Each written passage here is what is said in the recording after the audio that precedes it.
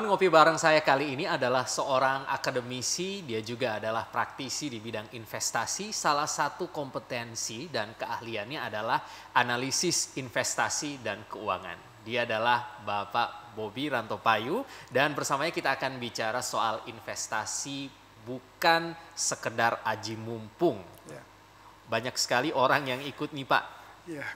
Katanya mau dapat keuntungan biar bisa beli mobil mewah merek tertentu, biar bisa punya sawah di mana-mana. Kita perlu bicara ini dengan seorang analis seperti Bapak, itu sebabnya kalau minum kopi kali ini ya lebih seru sambil bahas topik ini. Ya relate sekali dengan kondisi sekarang ya Pak. Ya. Dengan Pak Bobi. Apa kabar Pak? Alhamdulillah baik Mas. Alhamdulillah baik ya. Ya. Senang kopi? Ya suka. Suka Tapi ya. bukan pencinta kopi yang hafal betul selera. Oh begitu. Sekedar minum saja. Sekedar minum saja. Oke, Iya. boleh dicoba dulu Pak. Oh, Ini kopi iya, iya. khas buatan TVRI Gorontalo. Oke. Bismillah.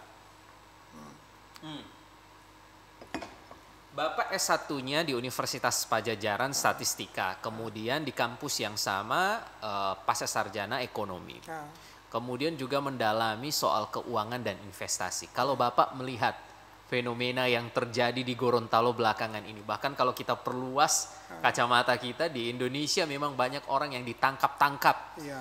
Bagaimana orang-orang yang sedang sakit hati itu Pak? Nasib mereka, kenapa sampai demikian?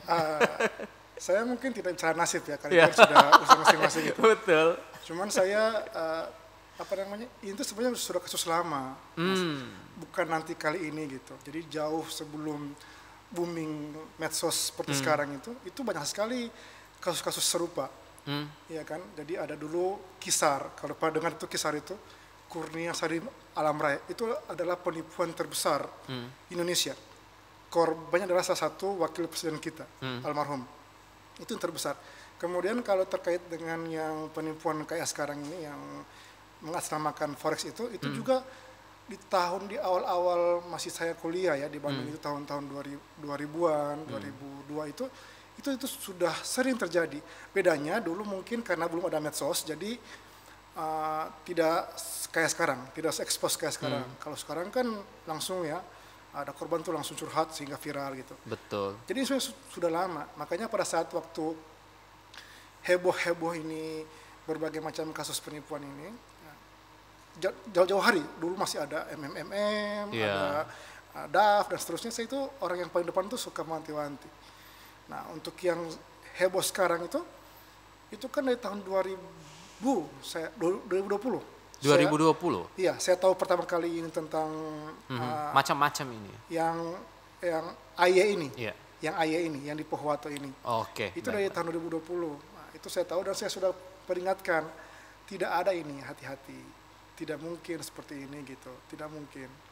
Nah, tapi kan karena orang-orang tidak mau percaya dan mereka melihat, wah itu si ini sudah berhasil beli mobil yang tadi, Ya. berhasil tambah mobil dan seterusnya.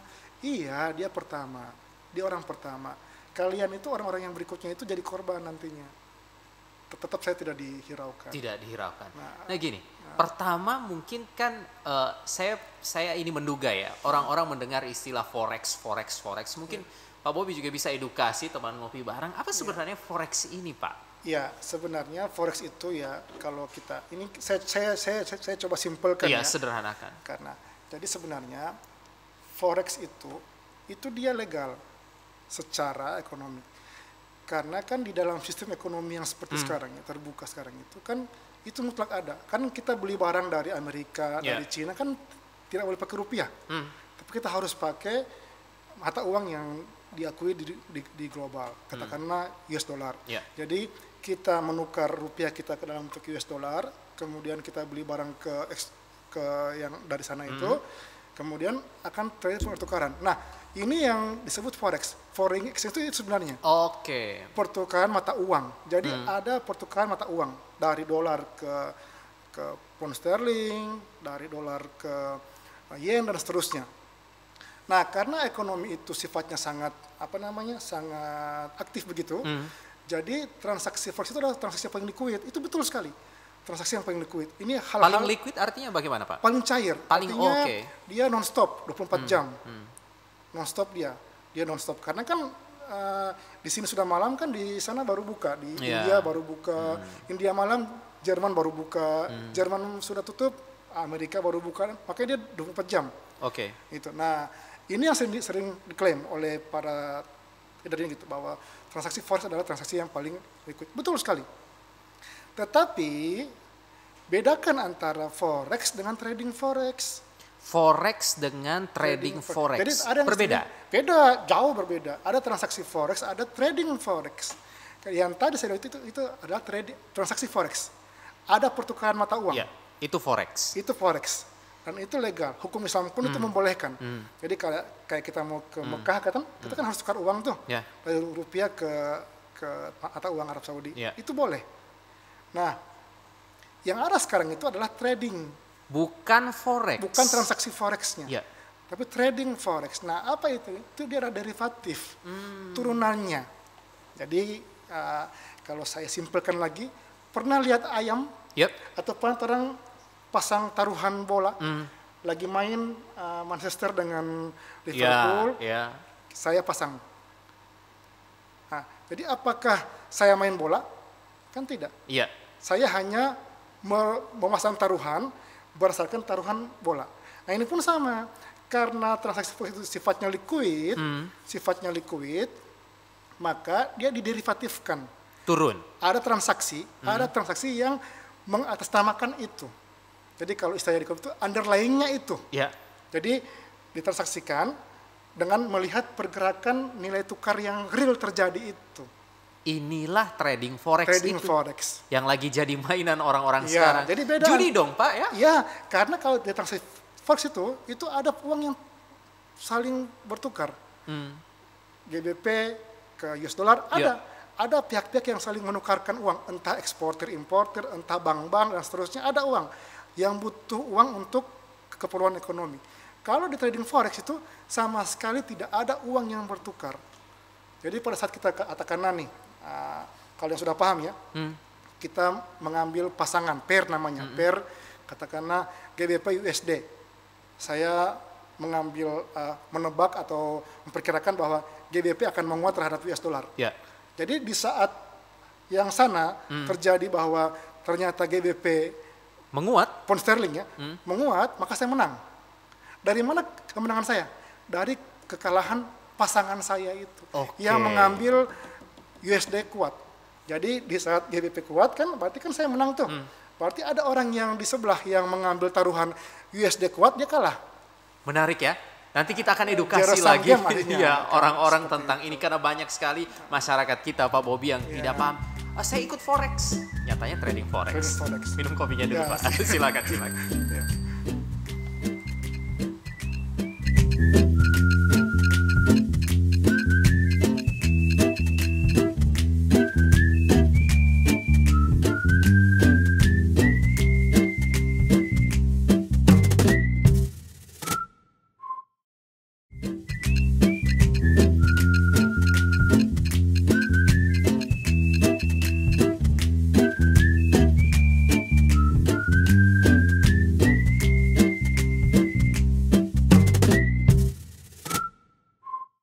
Teman ngopi bareng di rumah, kalau saya boleh bilang begini Pak Bobby, berarti trading forex itu tidak aman, cenderung berbahaya. Benarkah statement ini? Iya, berbahaya karena begini, karena kan seharusnya kalau yang namanya trading itu, kayak saham ya, saya kan di saham lama. Jadi broker itu harusnya sifatnya sebagai perantara saja. Jadi Bapak broker nih, saya trader broker. Jadi di saat saya ambil posisi, harusnya si broker ini hanya meneruskan ke pasangan yang mengambil lawan sebaliknya. Atau broker tidak mengumpulkan uang? Harusnya broker tidak boleh emang. Tidak boleh. Dia sebagai perantara. Yang terjadi saat ini, harusnya broker itu pegang uang, begitu yang terjadi fenomena sekarang? Tidak boleh juga. Oknumnya, oknum broker. Oknum broker? Iya, seperti yang heboh sekarang di Bolemo itu kan oknum broker tuh. Yang megang uang? Yang megang uang. Bahaya ya? Nah, terus yang kedua itu, ada juga kadang-kadang broker itu nakal. Broker nakal itu gini, jadi seharusnya broker sifatnya hanya memediasi. Jadi dari si trader A menebak akan naik harga katakanlah pound sterling, itu dikumpulkan gitu, di pool harusnya mana yang memasang sebaliknya. Yang kalau isi ini menang maka dia uangnya berpindah. Zero sum game kan, atas baliknya. Nah terkadang saya itu jadi bandarnya si broker ini. Jadi seharusnya saya sebagai broker sifatnya cuma meneruskan transaksi, saya yang justru membandari dia. Jadi kalau misalkan saya lihat peluangnya saya menang, saya bandari. Nah bahaya di situ justru kalau broker sudah main. Karena kalau sudah broker sudah main, kan kita kan menggunakan platformnya broker. Yeah. Jadi gampang aja si broker akan men-setting, entah dengan cara mendelaykan grafik chartnya, banyak cara. Entah dengan membuat katakanlah tiba-tiba down server di tertentu, gitu. Atau misalkan kayak sekarang yang lagi heboh itu yang menggunakan robot-robot trading itu kan sama. Dia bisa bikin scam sekaligus, kayak yang kasus baru-baru kan, Fahrenheit, nggak ada Sunton Capital, itu kan dibikin scam, ya, nangis. Scam apa, Pak Bobi? Margin call berjamaah. Jadi karena sifatnya itu force itu kan gini, itu kan kita tidak boleh nahan posisi. Jadi kalau saham, misalkan saya beli saham Telkom turun tuh, ya simpan saja. Kan saya punya hak atas Telkom. Nanti saya dapat dividen tiap tahun. Nanti juga dia kalaupun dia nanti perusahaan bagus dia akan balik lagi. Kalau forex itu nggak bisa begitu, Mas. Begitu kita ambil posisi, katakanlah saya mau nebak EBP naik nih, dan salah posisi, itu kalau misalkan saya ambil katakanlah punya margin, full margin, terus saya bisa kena margin call. Artinya habis saya uang. Saya penasaran, apakah orang-orang kita paham betul ini? Tidak paham. Tidak paham ya? Banyak yang tidak paham. Lantas gak hanya gara-gara keuntungan begitu Pak Bobi dengar-dengar, atau mungkin sempat riset soal ini? Sih sebenarnya karena melihat yang sudah, wah itu sudah berhasil gitu. Sering malah, saya debat dengan orang-orang di media sosial itu. Saya nggak mau berpanjang-panjang deh dengan kalian. Saya cuma bilang, coba screenshot akun kalian, saya pengen lihat akunnya. Diam. Artinya mereka yang mengaku ini itu sama sekali bahkan tidak tahu bagaimana bentuk akun forex. Kan lucu kan sebenarnya ya, yang admin yang kemudian mengumpulkan uang ini, terkadang banyak yang belum pernah lihat bagaimana itu bentuk akun forex. Kan lucu sebenarnya ya, yang mengaku menjamin bahwa ini diputar di forex dan seterusnya. Saya cuma mau pingin lihat mana akunnya, tolong screenshot akunnya, saya pengen lihat. Sampai sekarang ini tidak bisa mereka buktikan itu Pak Bobi? Enggak, maksudnya ada gitu yang dengan saya ajak debat, saya bilang, coba saya mau pengen lihat akunnya dulu gitu, sebelum lebih jauh gitu, biar saya tidak capek ngomong. Karena percuma saya ngomong kalau Anda pun tidak paham gitu. Karena Anda kan sudah menantang gitu, artinya sudah bilang, oh Pak Bobi kan tidak paham forex. Iya, coba saya pengen lihat akunnya Anda lah gitu dulu pertama. Nggak punya akun. Ada kasus yang lain yang juga ikut menantang Bapak? Atau jangan-jangan mereka tidak kenal siapa Pak Bobi begitu? Bukan, saya bukan ke akun, artinya gini, artinya ya ini kan saya kan mengedukasi, saya kan tidak pernah menyerang personal. Saya nggak pernah menyerang personal, saya pun tidak pernah menyerang lembaga. Tapi saya bilang hati-hati, malah mereka yang yang menyerang personal, saya bilang ya saya sih nggak akan melayani itu ya, cuman saya bilang kalau memang Anda mengaku bahwa Anda paham trading, jago trading, cobalah saya pengen lihat dulu deh akunnya dulu gitu. Begitu ya. Kalau nggak ada akun ya nggak akan saya ladeni ya, ngapain juga. Jadi Pak Bobi, investasi yang Bapak lakoni sekarang apa Pak? Saya di saham, saya konsisten di saham. Saya dari tahun 2000, saya itu dari selepas saya S1, saya sudah mengenal saham tuh dari tahun semester 2 saya. Tahun 2002-2003. Tapi karena dulu itu saham itu mahal, minimal buka itu minimal 25 juta rekeningnya. Jadi saya belum mampu, kan anak kosan ya, masih di Jakarta, masih anak kos. Jadi selepas saya balik ke Gorontalo, barulah saya tahu bahwa ternyata ada perubahan regulasi. Sejak tahun 2008 itu saham sudah bisa dengan modal minimal. Minimalnya berapa Pak? 100.000. 100.000, jadi sudah punya saham tertentu? Iya, jadi saya dan teman-teman akhirnya menginisiasi galeri pertama di Gorontalo, di kampus kami ya, di UNG. Itu adalah galeri pertama, tahun 2011 kami buka. Jadi saya dari tahun 2011 sampai sekarang, saya alhamdulillah konsisten di saham. Saya tidak tertarik dengan kripto, tidak tertarik dengan koin-koinan. Koin-koin. Karena saya pikir itu juga sama, pump and dump ya. Oke. Nah, Jadi saya lebih memilih yang konven di keuangan lah, di saham aja. Itu yang sudah jelas-jelas saya tahu produknya, saya lihat perusahaannya, saya gunakan produknya. Kayak sekarang mungkin pakai kartu satu provider kan ada sahamnya tuh di Bursa Efek. Oh gitu ya. Diamkan ya untuk anak cucu kan misalkan boleh. Boleh. Tapi kalau forex itu kan nggak bisa disimpan. Salah posisi kita hari ini tidur pas bangun bisa kena margin call kalau salah posisi gitu.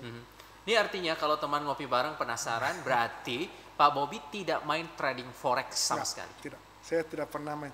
Saya tidak pernah menyentuh trading forex. Tapi saya paham analisanya. Paham analisanya. Saya paham analisanya, cuman saya tidak pernah menyentuh karena itu sudah masalah keyakinan saya. Di agama saya itu Islam itu sudah jelas fatwanya ya. Jadi saya memegang fatwa itu bahwa trading forex, trading komoditi, derivatif apapun namanya, mau oil, gold, kedelai dan itu sifatnya derivatif itu haram. Sudah dihukumi haram bukan cuma oleh MUI, tapi hampir semua ulama sudah mengharamkan itu di global. Ya, trading derivatifnya ya, bukan trading bukan yang forexnya. Bukan forexnya. Kalau forexnya itu ada yang spot. Itu dibolehkan. Tradingnya yang diharamkan. Karena sudah mengandung spekulasi tinggi, tidak ada yang diperjualbelikan dan mengandung margin yang tinggi. Kan 1-1000. Betul. Baik Pak Bobby, kita akan bahas lagi sebelum kopi dingin. Kita nikmati dulu Pak. Nanti kita lanjut ya. Silakan.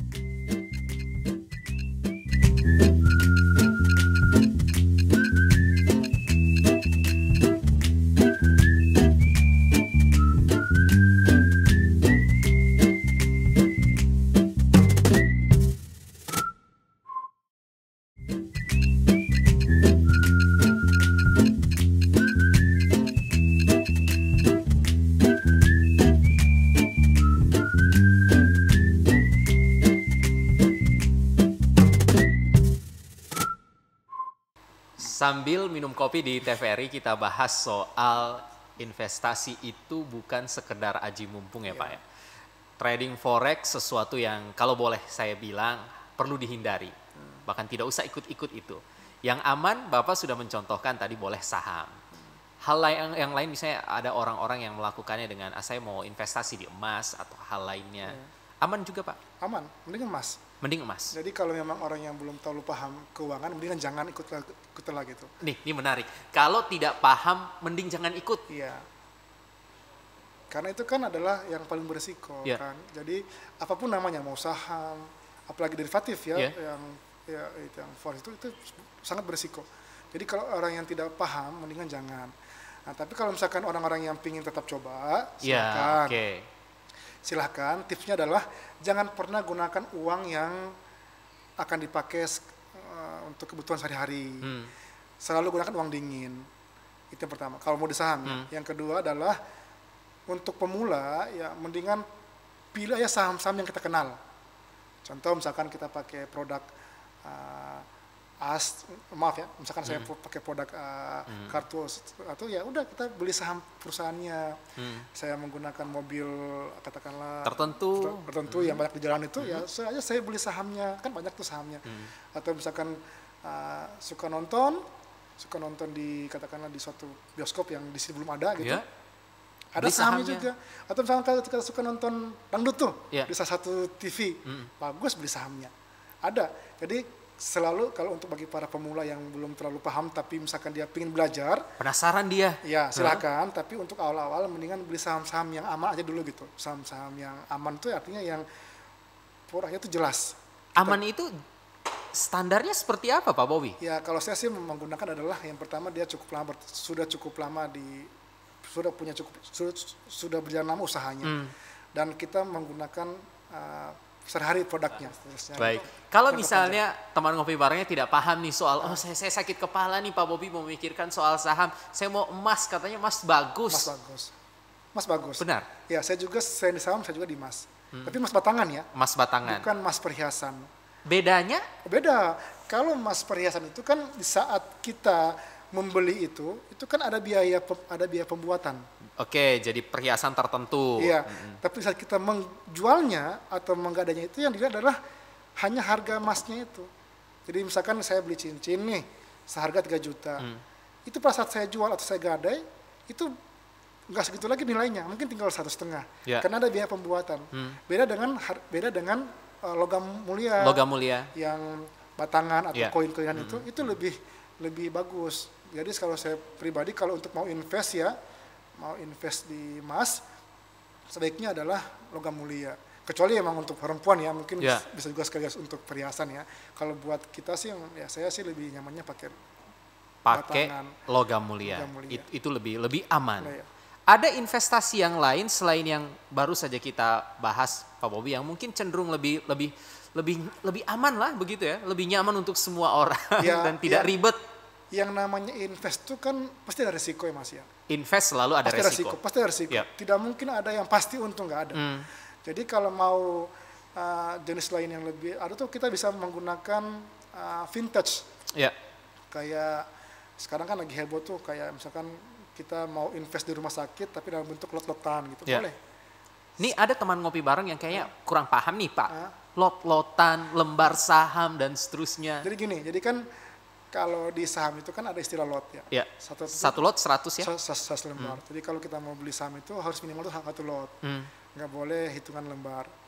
Nah, jadi tapi itu kan di saham ya. Nah, nanti kalau misalkan kita juga mau invest di tempat lain tuh kayak semacam saya pernah pakai itu kayak iGrow, itu vintage ya. Nah Ya. ini itu dia sifatnya adalah mempertemukan antara investasi real dengan investor. Jadi seolah-olah dia semacam bank tapi bukan bank. Jadi misalkan nih, ini yang kita pernah coba di Batuda itu, di Ya. kampung saya itu, kita pernah mengembangkan petani jagung. Kita tidak sebut mereknya ya Pak ya? Iya. Oke, baik. Petani jagung itu kemudian kita butuh dana 2 miliar. Kita lempar ke investor melalui platform itu. Nah, nanti investor itu akan memilih. Nah, ini kita pecah dia dalam bentuk lot. Satu lotnya itu adalah Rp5.000. Jadi kalau ada yang mau invest, minimal Rp5.000 dapat 1 lot. 1 lot. Nah, itu luar biasa karena kita sekaligus bisa investasi membantu masyarakat real, sekaligus bisa memperoleh hasil yang cukup tinggi dibandingkan dengan deposito. Itu boleh. Itu juga bagus, tapi ingat ya, harus tetap dia mengandung resiko. Karena kan yang namanya invest kan pasti ada, misalkan yang kita bantu tiba-tiba musim kering, atau mungkin lagi tiba-tiba ada serangan hama yang di luar prediksi, kan bisa rugi. Nah, jadi apapun namanya, itu yang namanya invest pasti mengandung resiko. Jadi bagi yang mau invest harusnya pahami dulu resikonya sebelum kita memutuskan untuk ikut. Jangan lihat untungnya dulu.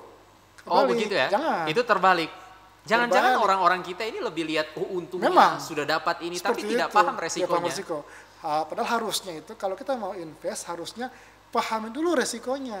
Untung itu hanya bonus saja. Untung hanya bonus. Hanya bonus. Kalau kita tidak lihat resikonya, ya kayak sekarang. Ya, stresnya minta ampun Pak Bobby. Hilang uang kan, HP tergadai, utang menumpuk, kasihan kan. Betul. Pak Bobby pernah mengalami resiko-resiko, ya boleh cerita lah ketika Bapak terjun di investasi. Kan paling tidak enak lah ya Pak ya. Kalau di saham saya alhamdulillah selama kurang lebih hampir 11 tahun ya di sini. Ada resiko tuh ada, pernah rugi juga. Tapi secara overall saya alhamdulillah bertumbuh asetnya. Jadi pelan aja, tapi minimal paling tidak melebihi inflasi dan suku bunga. Jadi daripada saya simpan uang di bank, dalam bentuk tabungan atau depo, deposito, saya lebih memilih ke emas atau ke saham. ke saham. Dua ini yang saya suka main-mainkan. Jadi kalau misalkan kalau kayak kondisi lagi stabil, saya justru pindahkan ke emas. Tapi di saat kayak kemarin tuh mau perang, saya jual emas justru. Oh, Bapak jual emas? Bulan November 2020 saya jual emas. Karena krisis COVID kan. Ya. Jadi emas itu kan sifatnya kayak gitu. Jadi di saat krisis itu dia akan cenderung naik. Nanti di saat dia sudah mulai mereda dia akan cenderung turun. Jadi pada saat dia naik saya justru jual di puncak. Jadi saya sempat menikmati harga jual emas 1 juta per gram. 1 juta per gram. Setelah itu kan kemudian dia kan turun lagi kan. Ya. Nah, sekarang saya mulai lagi untuk kembali mengumpulkan emas karena sudah mulai landai lagi ini. Betul. Jadi begitu aja. Pak, satu terakhir. Apakah orang-orang harus kuliah ekonomi, Nggak harus. belajar formal untuk paham betul apa forex, trading forex dan investasi? Nggak harus. Tidak harus. Tidak Apa yang harus mereka lakukan? Itu psikologinya harus paham, harus kuat dulu gitu kan. Apalagi kalau kita mau trading ya, harus paham. Yang kedua adalah sabar sih sebenarnya ya. Karena yang namanya invest itu tidak ada yang hari ini invest besok kaya, nggak ada. Dia butuh waktu jangka panjang. WB itu ya, Warren Buffett itu yang suhunya lah ya, Suhunya investasi. itu dia nanti kaya setelah 60 tahun di pasar modal. Kan sepertinya kompon ya. Ya. Kompon. Tidak ada langsung kayak sehari Enggak. setelah kasih uang sekian gadaikan sawah, itu tidak mungkin terjadi. Tidak mungkin. Begitu Makanya ya. dengan yang sekarang itu ya, dengan yang Ya. sekarang yang sebulan 20% itu saya bilang gini, ya tidak mungkin lah, berarti kan dalam setahun 200% minimal. Berarti kalau Anda punya uang 10 juta dalam setahun itu Anda bisa dalam 1 tahun itu Anda sudah bisa punya uang 10, 20 kan, seterusnya kan 10, 5 bulan kemudian jadi. Betul. Tidak mungkin. Jadi kalau emang dia mampu segitu, dalam 10 tahun dia sudah 1, sekian triliun dengan modal 10 juta rupiah. Betul. Kita harus banyak-banyak ngobrol berarti nih Pak. Ini topik yang sangat menarik. Yang pasti adalah orang-orang bisa teredukasi melalui obrolan ini. Semoga ya. Kita harus berinvestasi dengan cara yang aman. Pak Bobby, terima kasih sudah ngobrol di TVRI. Terima kasih. Teman ngopi bareng, kita jumpa lagi di episode yang lain. Oke. Silakan kopinya Pak. Iya.